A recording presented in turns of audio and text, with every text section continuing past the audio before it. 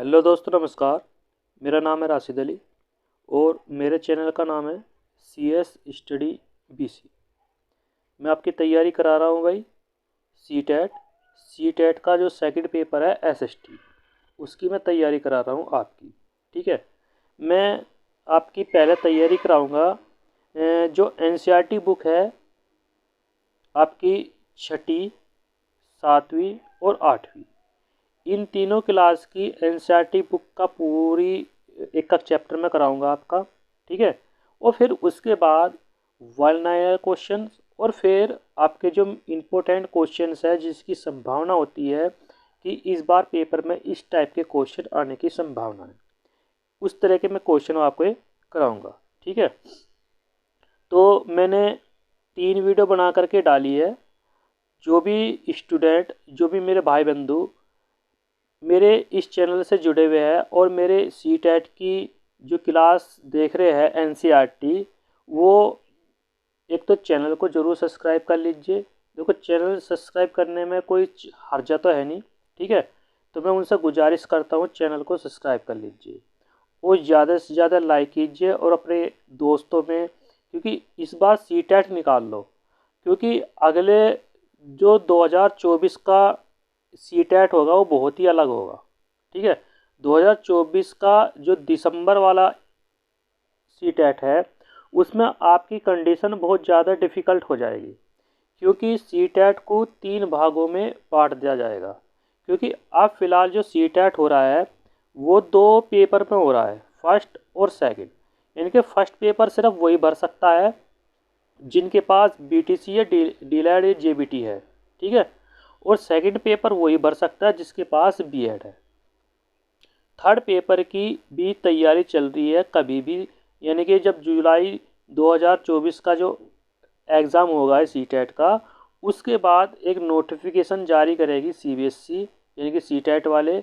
उसमें फिर 3 पेपर लेंगे और तीसरा पेपर जो होगा, क्योंकि फर्स्ट पेपर तो आपको पता है पहली क्लास से 5th क्लास तक का है, जो दूसरा पेपर है वो छठी से लेकर 8वीं क्लास तक का है, और तीसरा जो पेपर लेंगे वो 9 से लेकर के 12 तक का रखेंगे। ठीक है भाई। तो 3 भागों में ये सी-टेट को एक कंडीशन कर देंगे, यानी कि डिवाइडेड कर देंगे।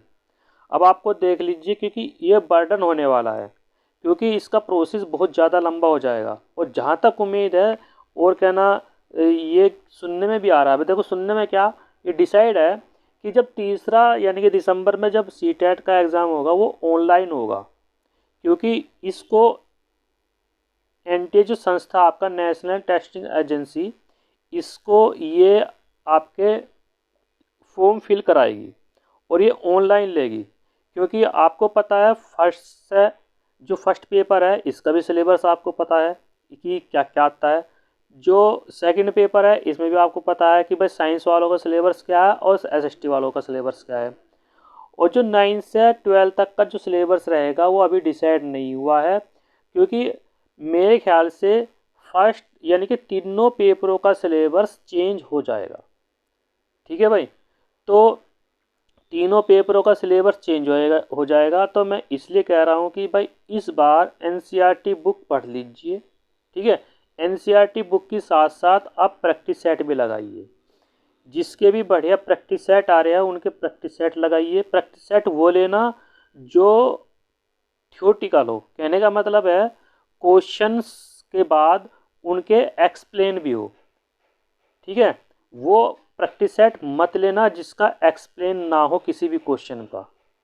यानी कि सपोज करो आप CDP निकाल रहे हो तो CDP के क्वेश्चनों का भी एक्सप्लेन होना चाहिए।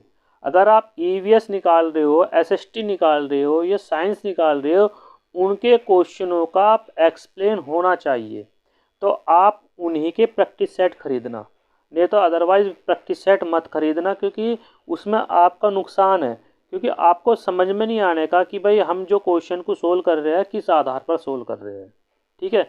तो मैं ज़्यादा वीडियो लंबी ना करते मैं शॉर्ट में बात करता हूँ कि भाई आपकी मैं जो तैयारी करा रहा हूँ वो NCERT बुक की तरह तैयारी करा रहा हूँ। ये आपका तीसरा चैप्टर है और वीडियो 5 है। ठीक है। ये वीडियो नंबर आपकी 5 है और चैप्टर आपका 3 है। पहला चैप्टर, दूसरा चैप्टर मैंने आपके यूट्यूब चैनल पर डाल दिया है, वहाँ जा कर के विजिट कर लेना, ठीक है। और इसकी प्लेलिस्ट बना रखी है सीटेट सेकंड पेपर के लिए भाई, ठीक है। सीटेट एसएसटी सेकंड पेपर के लिए प्लेलिस्ट है, वहाँ पे जा कर के इसको विजिट कर सकते हैं भाई आप, ठीक है। तो चलो स्टार्ट करते हैं भाई। तीसरा चैप्टर आपका आरंभिक नगर। अब आरंभिक नगर से आपको पता लग जाएगा कि हम किसकी बात कर रहे हैं। देखो, आरंभिक नगर में हम बात कर रहे हैं हड़प्पा की।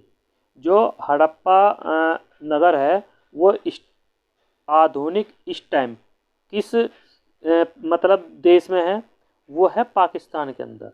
कहाँ से है भाई? पाकिस्तान के अंदर, क्योंकि पाकिस्तान उस टाइम पे कहना 1947 से पहले, ठीक है भाई, सॉरी 1947 से पहले सॉरी सॉरी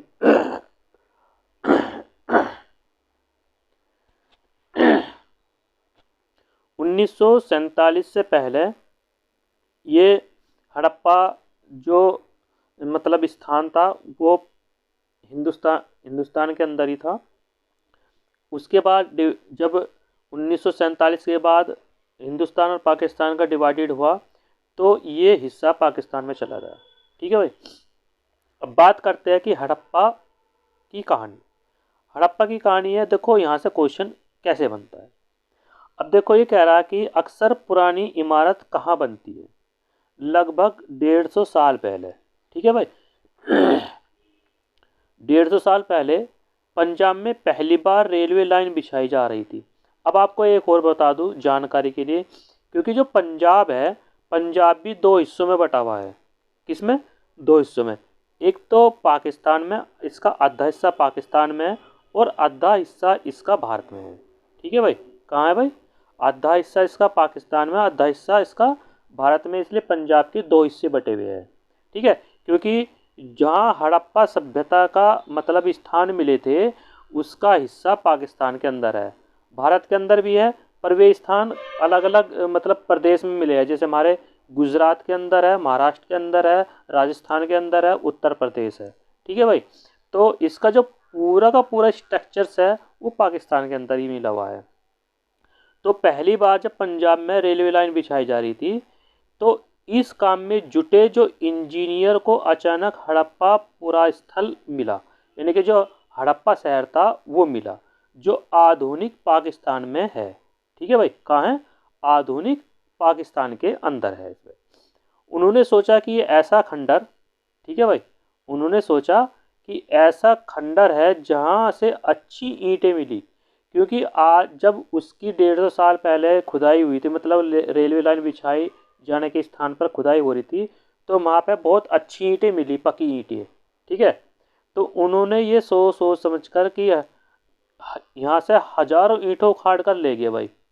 अब जब हजारों ईंटें ले गए उखाड़ करके, तो जो ईंटें जहाँ थी वहाँ से उन चीज़ों को कहने का वे स्थान थोड़े से वे हो गए, मतलब भाई कहने का मतलब वहाँ से वे स्थान थोड़े से, जैसे कोई मकान बन रहा होगा या कमरा बन रहा होगा, उस कमरे का स्ट्रक्चर ख़त्म हो गया। तो रेलवे लाइन बिछाई गई, इसमें कई इमारतें पूरी तरह नष्ट होगी भाई, ठीक है भाई। जहाँ जब ये मज़दूर या जो यहाँ से ईंटें उखाड़ कर ले गए तो यहाँ से पूरी की पूरी जो मतलब इमारतें बनी हुई थी वे नष्ट हो गई भाई यहाँ से, ठीक है। उसके बाद लगभग 80 साल पहले पुरातत्व विभाग ने इस स्थल को ढूंढा और तब पता चला कि यह खंडर उपमहाद्वीप के सबसे पुराने शहर में से एक है, ठीक है भाई। उपमहाद्वीप, क्योंकि हमारा जो भारत है, पाकिस्तान है, नेपाल है, भूटान है, ठीक है, बांग्लादेश है, ये हमारा उपमहाद्वीप में आता है। एशिया का सबसे बड़ा महाद्वीप है, ये उपमहाद्वीप में आता है निकल करके, ठीक है भाई। चूँकि इस नगर की खोज सबसे पहले हुई थी, कहाँ हुई थी भाई? सबसे पहले हुई थी, इसलिए बाद में मिलने वाले इस तरह के सभी पुरास्थलों में इमारतें और चीज़ें मिली है। हड़प्पा सभ्यता की इमारतें कहाँ, इन शहरों का निर्माण लगभग कब हुआ था भाई? अब से लगभग 4700 साल पहले, ठीक है भाई। अब क्वेश्चन एग्जामिनर ने पूछा भी है कि आज से लगभग 4700 साल पहले किस सभ्यता का विकास हुआ? तो वो हुआ था हड़प्पा सभ्यता का विकास। ठीक है भाई। तो यहाँ से अब क्या क्या मिला, अब नीचे स्क्रॉल करते हैं भाई। देखो इस नगर में, अब देखो ये लिखा हुआ है साहब, ये आपका सब लिखा हुआ है। ये नगर आधुनिक पाकिस्तान में कहाँ है? पंजाब, सिंध प्रांत, भारत के गुजरात, राजस्थान, हरियाणा, ठीक है, पंजाब के प्रांत में मिले हैं। इन सभी स्थलों में पुरातत्व विभागों को अनोखी वस्तुएं मिली है, जो मिट्टी के लाल बर्तन जिन पर काले रंग के चित्र बने थे, पत्थर, बांट, मोहरे, मनके, तांबे, उपकरण, पत्थर। अब देखो एग्जामिनर में बिल्कुल क्वेश्चन पूछा गया है, सीटेट में पूछा गया है, जो बड़े बड़े एग्जाम में है यहाँ से क्वेश्चन पूछता है।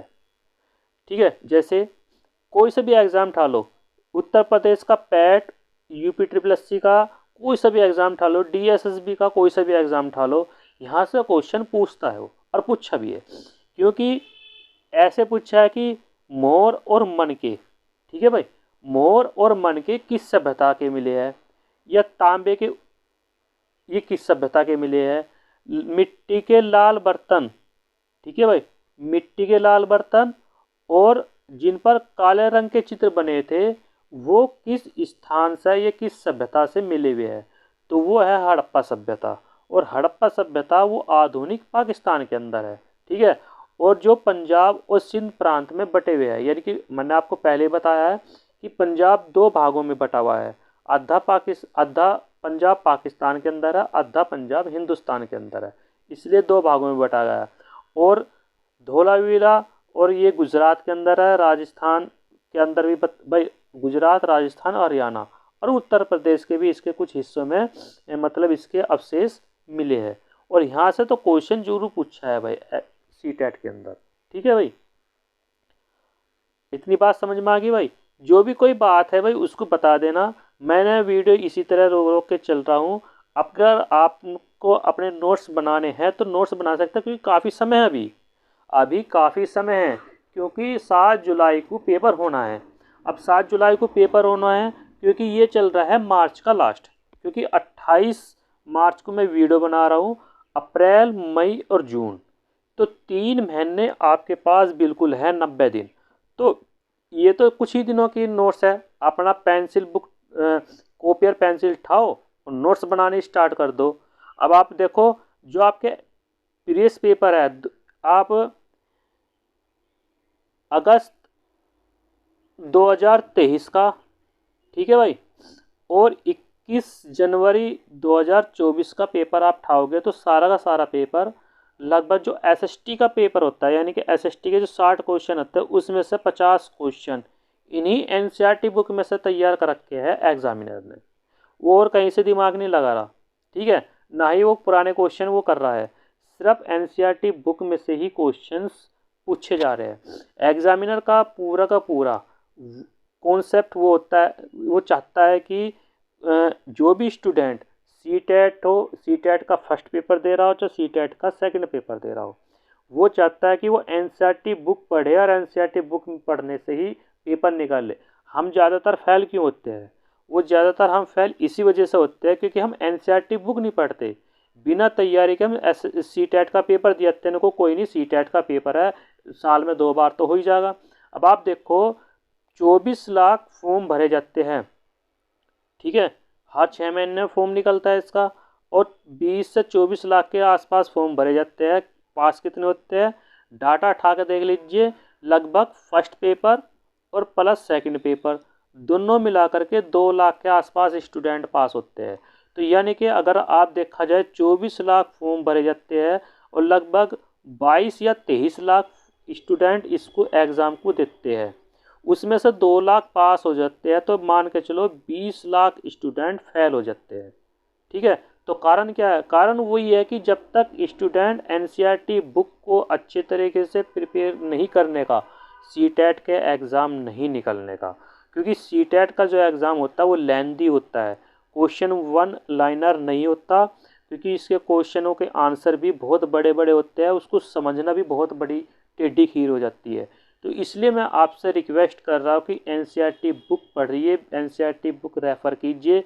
अगर आपको एनसीईआरटी बुक नहीं मिल रही है, एनसीईआरटी बुक रेफ़र नहीं हो रही है, तो मेरे इस चैनल पर एनसीईआरटी बुक पढ़ सकते हो, क्योंकि मैं हर तीसरे चौथे दिन एनसीईआरटी बुक डाल रहा, मतलब आपका पूरा एक चैप्टर कॉन्सेप्ट क्लियर करा रहा हूँ।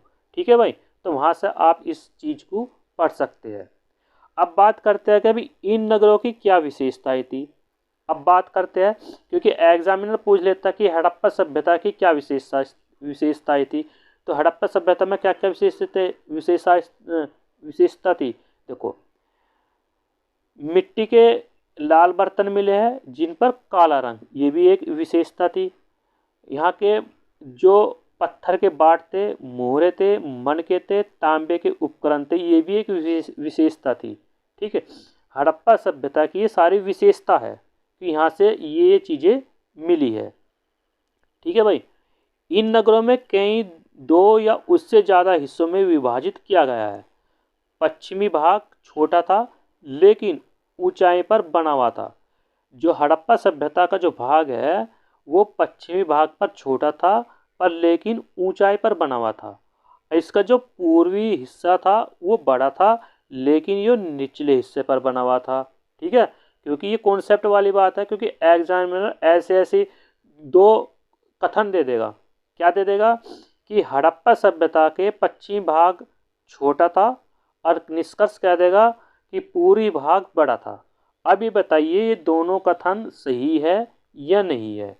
अगर हमने पढ़ रखा है तो हम क्या कर आएंगे, ए और बी दोनों सही कर आएंगे। अगर नहीं पढ़ रखा तो हमारा यहाँ से आंसर गलत हो जाएगा, पक्का हो जाएगा, अगर हमने नहीं पढ़ रखा। ठीक है भाई, फिर ऊंचाई वाले भाग को जो पुरातत्व ने क्या कहा, नगर दुर्ग का है। क्या कहा है, नगर दुर्ग का है। और निचले हिस्से को क्या कहा है, निचला नगर का है। ठीक है भाई, दोनों हिस्से की 4 दीवारों की पक्की ईंटें बनी हुई थी। इसकी ईंटें इतनी अच्छी पकी थी कि हजारों साल बाद भी आज की ऐसी ही है। ठीक है, क्योंकि 4700 वर्ष पहले इस हड़प्पा सभ्यता का विकास हुआ और आज भी इसकी देखो कितने साल हो गए, 4700 वर्ष। आज भी इसकी ईंटें ऐसी की ऐसी है जैसे आज ही भट्टे के अंदर से इसको निकाली गई हो, यानी कि एक सुरक्षित है, बिल्कुल गली नहीं है। क्योंकि आप देखते हो कि 20-30 साल या 40-50 साल बाद ईंटों का रंग परिवर्तन हो जाता है, कमज़ोर पड़ जाती है। उस टाइम की ईंटें इतनी अच्छी पकी हुई थी कि आज ऐसी की ऐसी ही है। ठीक है भाई, तो हजारों साल बाद आज उनकी दीवारें खड़ी रही।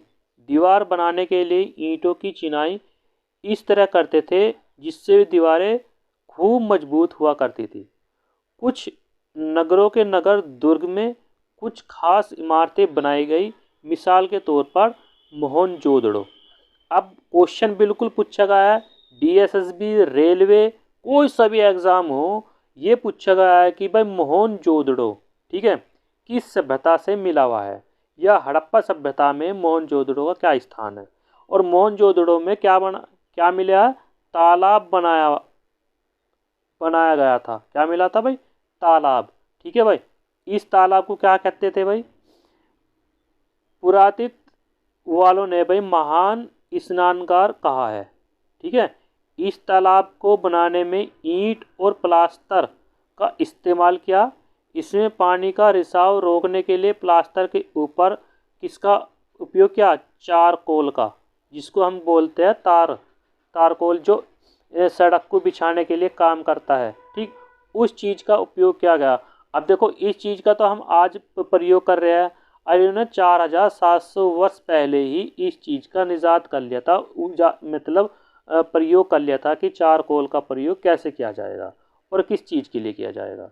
ठीक है भाई, इस सरोवर में 2 तरफ से उतरने के लिए सीढ़ियाँ बनी हुई है और चारों ओर कमरे बनाए गए हैं।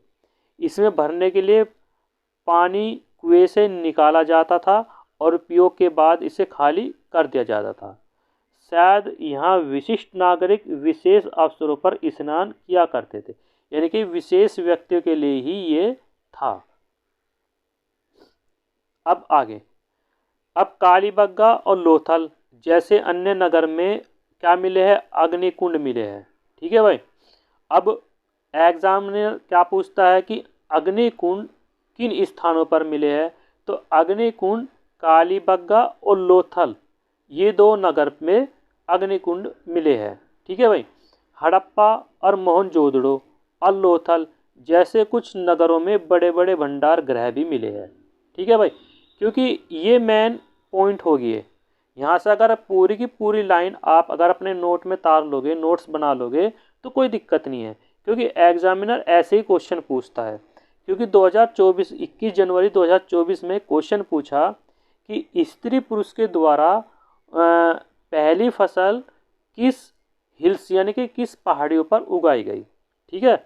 और बिल्कुल कक्षा 6 की जो आपकी हमारे अतीत है, इसका पहला ही चैप्टर में से पहले ही उसमें से थ्योरी में से क्वेश्चन बनाकर दे दिया उसने। ठीक है। तो ये सुलेमान और कीर्थल वाली पहाड़ी पे से सबसे पहले स्त्री और पुरुष वालों ने यानी कि फसल उगाई थी। तो इसी तरह से कालीबंगा लोथल जैसे नगरों में क्या चीज़ मिली है, अग्निकुंड मिले हैं। ठीक। हड़प्पा और मोहनजोदड़ो लोथल जैसे स्थान पर क्या मिले हैं, बड़े बड़े गृह मिले हैं। क्या क्या, भंडार गृह। अब यहाँ यो कथन निष्कर्ष भी बना सकता है एग्जामिनर। क्या कहेगा कि भाई कालीबंगा या लोथल, या ऐसे कह देगा कालीबंगा में अग्निकुंड मिले हैं, और निष्कर्ष में कह देगा मोहनजोदड़ो लोथल में बड़े बड़े भंडार गृह मिले हैं। क्या ये कथन सही है? तो इस तरह एग्जामिनर आपको क्वेश्चन बना देगा। ठीक है भाई। अब ये है हमारा क्या है, महास्नानघर, जो मोहनजोदड़ो के स्थान पर मिला है, जो इस टाइम पाकिस्तान के अंदर है। ठीक है भाई। और ये जो स्थान है, ये वाला जो स्थान है, ये नहाने का था। ठीक है भाई। ये सीढ़ियाँ है, इधर चारों तरफ से सीढ़ियाँ है, ये इधर ये इस तरफ से सीढ़ी है, और ये इस तरफ से सीढ़ी है। ठीक है। इसके चारों ओर 4 दीवारें लगी हुई है। ये स्नान घर था, बहुत बड़ा स्नान घर था। ठीक है भाई। इसकी नाप तोल भी दे रखी है। तो मोहनजोदड़ो के उसमें सबसे बड़ा स्नान घर ये मिला है। ठीक है भाई। यहाँ ये चित्र बिल्कुल एनसीईआरटी बुक में दे रखा है। ये सारा पूरा स्थल विभाग है, ये सारा पाकिस्तान के अंदर है। ठीक है भाई। हड़प्पा सभ्यता का जो मोहनजोदड़ो नगर है।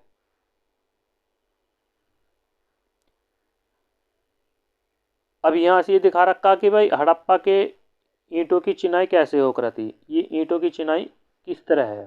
ठीक है भाई। भवन और नाले और सड़कें किस प्रकार की थी इन नगरों में। इन नगरों पर घर आमतौर पर 1 या 2 मंजिले के होते थे। आंगन के चारों ओर कमरे बनाए जाते थे। अधिकांश घरों में एक अलग स्नान घर होता था, और कुछ घरों में कुएं भी हो करते। जो मतलब बड़े घराने थे, वहाँ कुओं की व्यवस्था भी थी, क्योंकि आपको पता है स्त्रियों पर बहुत पाबंदी थी। घर से बाहर नहीं जाना, पढ़ाई नहीं करना, कुछ नहीं करना, क्योंकि उन्हें 4 दीवारी के अंदर ही रखा जाता था। तो इसी चीज़ को देखते हुए जो बड़े बड़े घराने थे, बड़े बड़े घर थे, तो उन्होंने अपनी व्यवस्था कर रखी थी। पानी की व्यवस्था भी घर के अंदर ही कर रखी थी। ठीक है भाई। कई नगरों में ढके हुए नाले भी थे। ठीक है भाई। क्योंकि हम देखते हैं आज अगर कहीं भी किसी भी शहर में किसी भी गांव में चले जाओ, तो नाली ढकी हुई नहीं मिलने की। ठीक है भाई। जो गंदे घरों से पानी निकलता है, वहाँ पे आप देखते हो कोई भी कितना भी बड़ा शहर हो और कितना भी बड़ा गांव हो, कितना भी छोटा गांव हो, आपको नाली ढकी नहीं मिलने की। उस टाइम की व्यवस्था क्या थी, जो गंदे पानी की नाली थी, उस टाइम की नाली भी क्या व्यवस्था कर रखी थी, सारी ढक रखी थी उन्होंने। ठीक है। जिससे स्वच्छ व्यवस्था बनी रहे।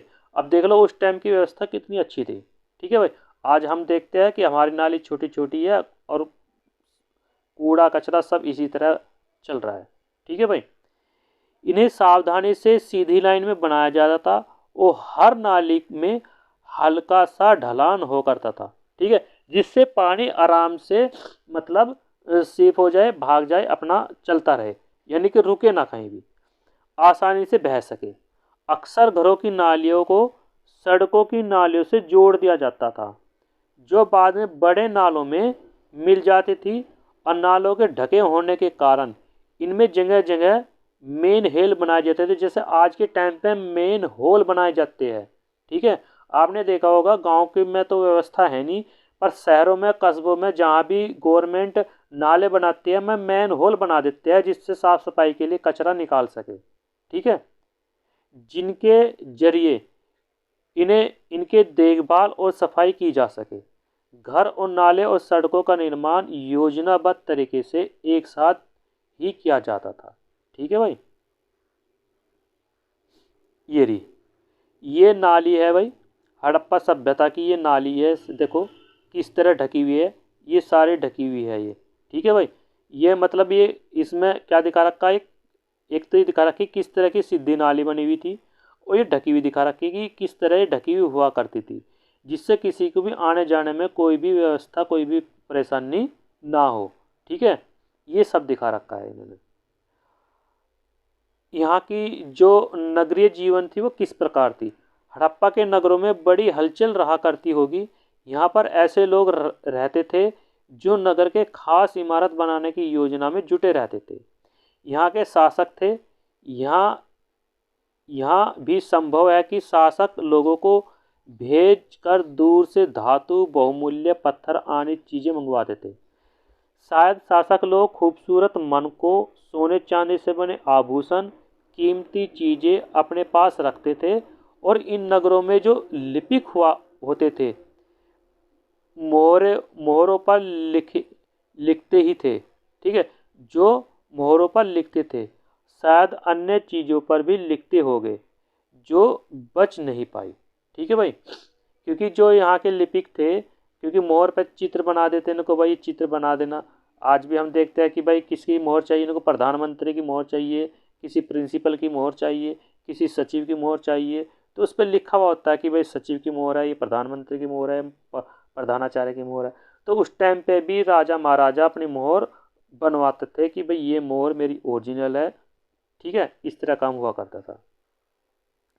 ये जगह जगह सीवर बने हुए हैं साफ सफाई के लिए भाई, ठीक है। जैसे आज आप अपने हिंदुस्तान के अंदर किसी भी देश के अंदर चले जाओ, इस तरह के सीवर मिलते हैं, यानी कि वो एक मतलब हटा दो और वहाँ से सफाई कर देते हैं। क्योंकि सारा ये जैसे बाहर देखो, ये यहाँ से नाली आ रही है और इसका सारा पानी यहाँ से जाएगा, फिर यहाँ से आगे रिसीव होगा, जो कूड़ा कचरा होता होगा या होने की संभावना थी वो यहाँ से इकट्ठा हो जाता होगा, और यहाँ से फिर भी निकाल करके अपना बाहर साफ कर देते होंगे, जैसे हमारे सफाई कर्मचारी करते हैं, ठीक है भाई। इसके अलावा नगरों में शिल्पकार स्त्री पुरुष भी रहते थे, ठीक है, स्त्री पुरुष भी शिल्पकार थे, जो अपने घरों या किसी उद्योग स्थल पर इस तरह की चीज़ें बनाते होंगे। लोग लंबी यात्राएं भी करते थे और वहाँ से उपयोगी वस्तुएं लाते थे, और साथ ही लाते थे सुदूर देशों की, यानी कि दूसरे देशों से, जिससे कहानियाँ, मिट्टी से बने कई खिलौने जिसमें बच्चे खेलते होंगे, ये सब चीज़ें मिली हुई है। अब देखो ये मोहर भी बनी हुई है, ठीक है।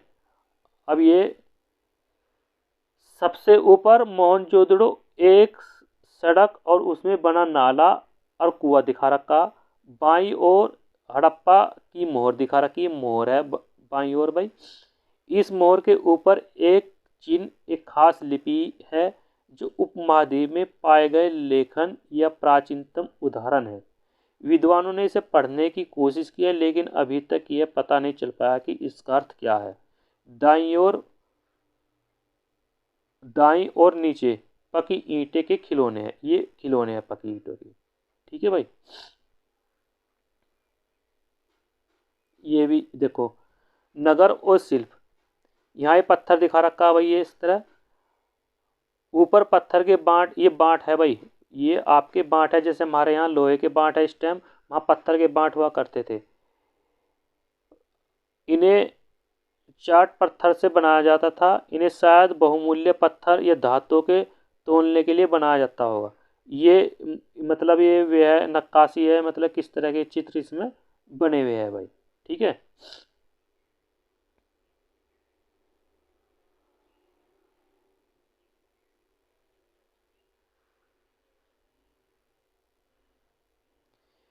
मध्य में मन के इनमें से कई कर्निलियन पत्थरों से बनाए गए हैं। पत्थरों को काटकर तराश कर मन के बनाए गए हैं। धागा डालकर पत्थर धारदार फलक है भाई। नीचे कढ़ाईदार वस्त्र, महत्वपूर्ण व्यक्ति मोहनजोदड़ो से मिली हुई उसमें कढ़ाईदार वस्त्र दिखाए गए हैं।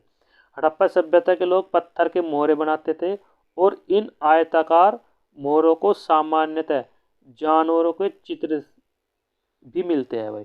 हड़प्पा सभ्यता के लोग काले रंग के डिजाइन करे खूबसूरत लाल मिट्टी के बर्तन भी बनाते थे। मैंने ऊपर आपको दिखाया, वहाँ से पढ़ा हुआ है। ठीक है भाई। अब बात करते हैं मेहरगढ़ की। लगभग 7000 वर्ष पहले मेहरगढ़ में कपास की खेती हुआ करती थी। किसकी खेती हुआ करती थी भाई? कपास की। क्वेश्चन जरूर पूछेगा कि अब से लगभग 7000 वर्ष पहले कपास की खेती किस स्थान पर हुआ करती थी? तो वह मेहरगढ़। ठीक है भाई। मोहनजोदड़ो से कपड़े के टुकड़े के अवशेष और चांदी के फूलदान के ढक्कन तथा अन्य तांबे की वस्तुएं चिपके हुए मिले हैं। पक्की मिट्टी, फेयंस से बनी हुई तकलिया, सूत कताई का संकेत भी कहाँ से मिला है? मोहनजोदड़ो से मिला हुआ है। ठीक है भाई। तो ये आपका इम्पोर्टेंट होता है यहाँ से।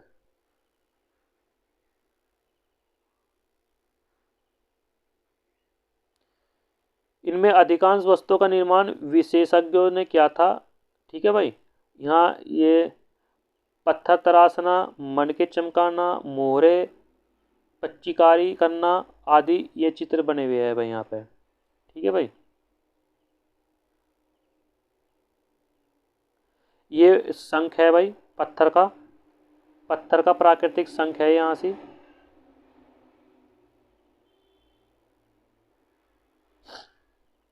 कच्चे माल की खोज में।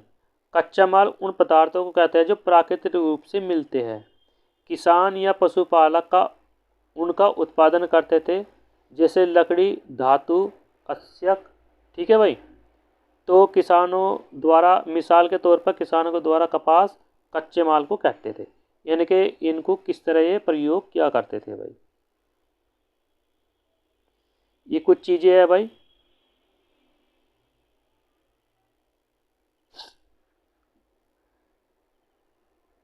चीज़ों को एक जगह से दूसरी जगह ले जाया जाता था। खिलौने और दूसरी एक मोहर है।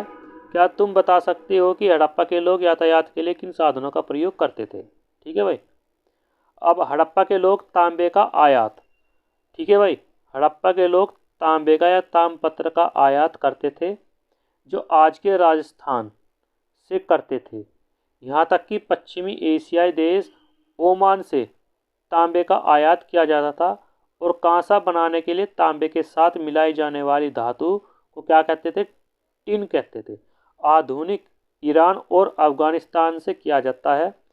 सोने का आयात आधुनिक कर्नाटक, बहुमूल्य पत्थर आयात गुजरात, ईरान और अफगानिस्तान से किया जाता है। यहाँ से भी इम्पोर्टेंट थ्योरी है, यहाँ से नोट जरूर कर लेना आप। ठीक है भाई। इस थ्योरी को नोट कर लेना, यहाँ से भी क्वेश्चन बन सकता है। क्वेश्चन बने हुए हैं यहाँ से बड़े बड़े एग्जामों में। DSSB आपका उत्तर प्रदेश किसी भी एग्जाम में ले लो, यहाँ से भी क्वेश्चन बने हुए हैं। टिन का उपयोग, कांसे का उपयोग या तांबे का उपयोग किस सभ्यता से मिला है? वो है हड़प्पा सभ्यता से। ठीक है भाई। तो इस पूरी इन 4-5 लाइन को पूरा नोट आउट कर लेना आप नोट में।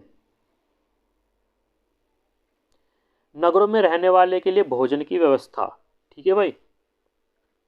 तो यहाँ के लोग किस तरह के भोजन की व्यवस्था करते थे? तो ये सब इसमें दिखा रखा है भाई। यहाँ से भाई अनाज उगाते थे भाई। यहाँ के लोग सबसे पहले क्या करते थे? अनाज उगाते थे, जानवर पालते थे। किसान और चरवाहे शहरों में रहने और शासकों को, लेखकों, दस्तकारों सामान देते थे। अवशेषों से पता चलता है कि हड़प्पा के लोग गेहूं, जौ, इस तरह की फसल, गेहूं, जौ, दालें, मटर, धान, तिल और सरसों उगाते थे। जमीन की जुताई के लिए हल का भी प्रयोग करते थे। ये नई बात थी। ठीक है भाई, ये नई बात है कि जमीन की जुताई के लिए वो हल का प्रयोग करते थे। ठीक है भाई, हड़प्पा काल के हल तो नहीं बच पाए, यानी कि उस टाइम के हल नहीं पता लग पाए कि किस प्रकार के थे, पर लकड़ी के बने हुए हल का एक चित्र दे रखा कि वो इस तरह के बने हुए होते होंगे। ठीक है भाई, तो इस तरह के बने हुए होते होंगे। तो मैंने भाई थोड़ी सी वीडियो रोक रखी है 1-2 सेकंड के लिए। अगर आप यहाँ से नोट्स बनाना चाहते हो इस थ्योरी से, यहाँ नोट्स बना सकते हो इससे।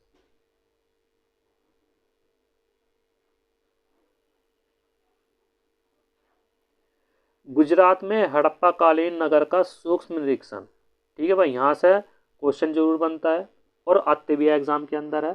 ठीक है भाई,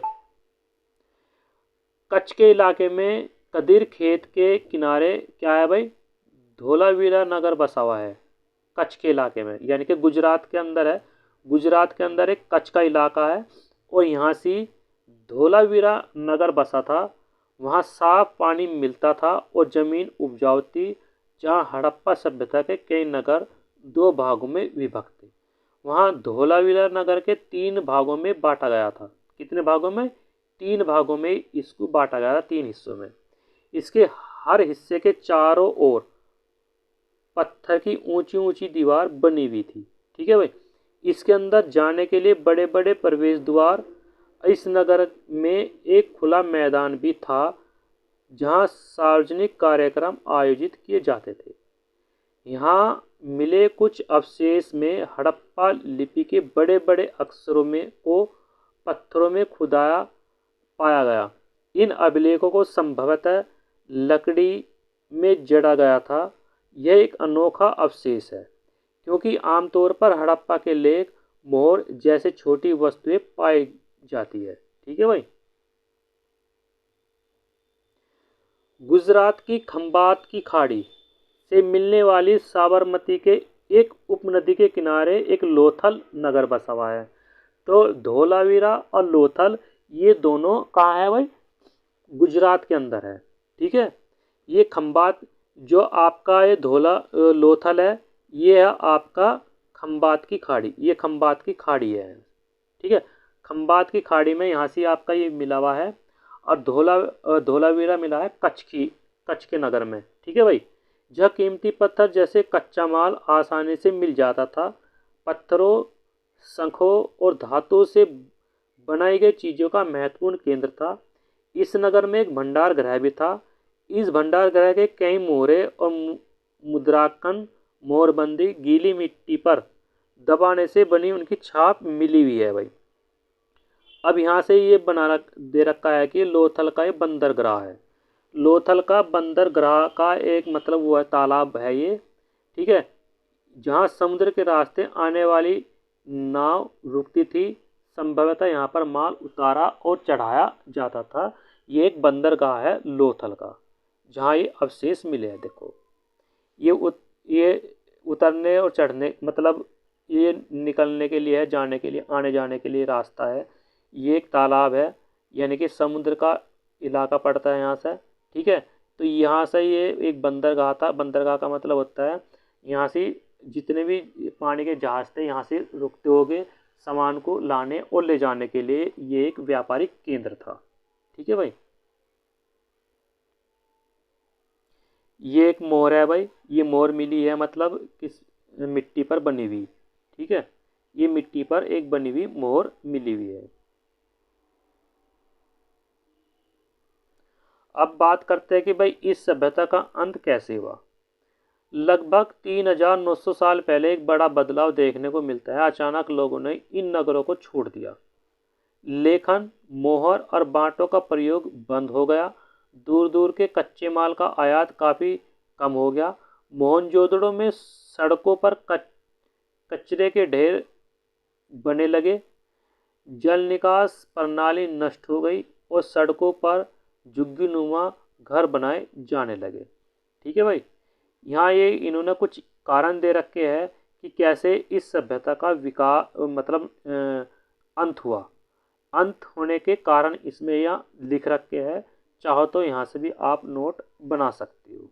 तो झुग्गी नुमा घर कहाँ सी सड़कों के किसके किनारे बने हुए मिले हैं, तो वो मिले हैं मोहनजोदड़ो के। ठीक है भाई, मोहनजोदड़ो, अब से लगभग 3900 साल पहले।